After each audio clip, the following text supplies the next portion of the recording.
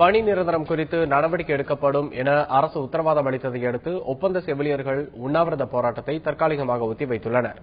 தமிழகத்தில் ஒப்பந்த முறையில் பணியில் சேர்ந்த 3500 செவிலியர்களை பணி நிரந்தரம் செய்ய கோரி சென்னையில் பொது சுகாதார இயக்குநர் அலுவலகத்தில் கடந்த 2 நாட்களாக ஒப்பந்த செவிலியர்கள் உண்ணாவிரத போராட்டம் நடத்தி வந்தனர்.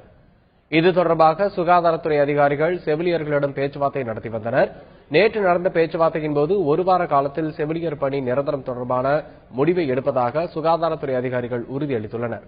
இதையடுத்து செவிலியர்கள் உண்ணாவிரத போராட்டத்தை கைவிட்டனர். இப்போ ஒரு 800க்கு மேலப்பட்டவங்களுக்கு ஒரு 4 நாள் 5 நாள்களுக்குள்ளேயுமே பணி நிரந்தரம் பண்றேன் அப்படின்னு சொல்லிட்டாங்க.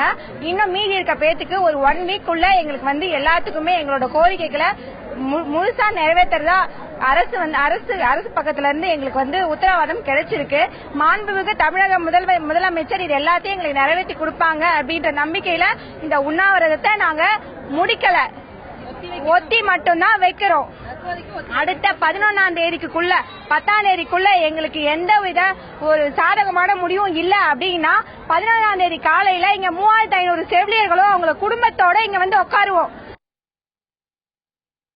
அரசு ஊழியர்கள், ஆசிரியர்கள், செவிலியர்கள், தொழிலாளர்கள், சத்துணவு ஊழியர்கள், மக்கள் நல பணியாளர்கள் என அனைத்து தரப்பினரும் தமிழக அரசின் பாராமுகத்தால் போராடும் நிலைக்கு தள்ளப்பட்டுள்ளதாக தமது முகநூல் பதிவில் மு.க.ஸ்டாலின் தெரிவித்துள்ளார். ஜாக்டோ மற்றும் அரசு ஊழியர் சங்கங்களை அழைத்து பேசி அவர்களின் பிரச்சினைகளை தீர்க்க நடவடிக்கை எடுக்க வேண்டும் என்று அவர் கேட்டுக் கொண்டுள்ளார்.